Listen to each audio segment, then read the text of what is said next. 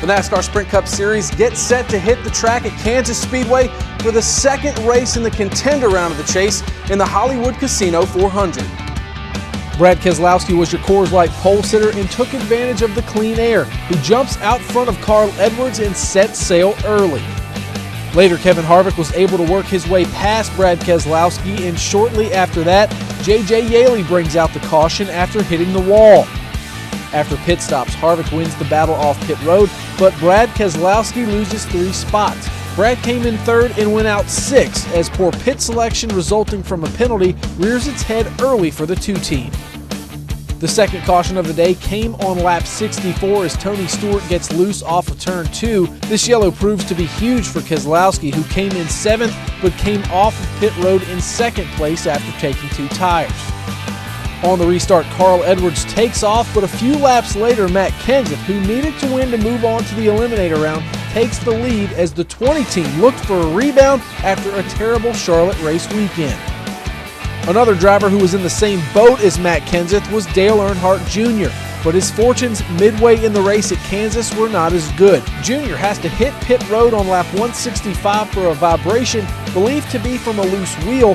Earnhardt Jr. comes off pit road 1 lap down in 26th place. On lap 170, Clint Bowyer makes hard contact with the wall as the number 15 Michael Waltrip Racing Toyota was done for the day. Bowyer walked away from the incident and was evaluated and released from the infield care center. On the next restart, Joey Logano gets a little help from Kevin Harvick to get past Matt Kenseth as the 22 takes the point, but his teammate wasn't so lucky. Keselowski tagged the wall but continued in the race and ended up with a decent 9th place finish. Kenseth makes his way back around Logano, and shortly after green flag pit stop started, 2 chasers find themselves in trouble in the pits. Kevin Harvick has a gas can slide outside of the pit box when he takes off, and Martin Truex Jr.'s crew let a tire get away. Both had to serve pass-through penalties.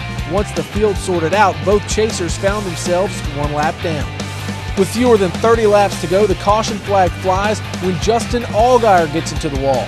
Jimmy Johnson decides to stay out as the rest of the field pitted.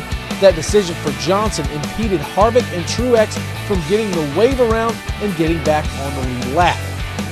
On the restart, Kenseth was able to get around Johnson, but Joey Logano didn't make it easy as he worked on the back bumper of the 20 in the closing laps, and then it got interesting.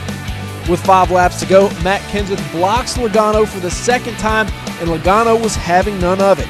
Kenseth goes around off the nose of the 22, and his day ends with a 14th place finish, and Kenseth is now 35 points outside of the 8th place Eliminator round cutoff.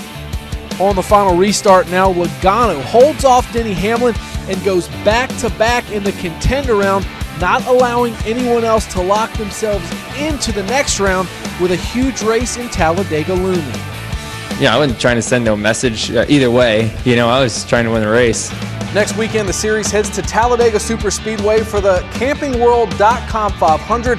We're going to find out which 4 drivers go home and which 8 advance to the Eliminator round. For NASCAR.com, I'm Jonathan Merriman.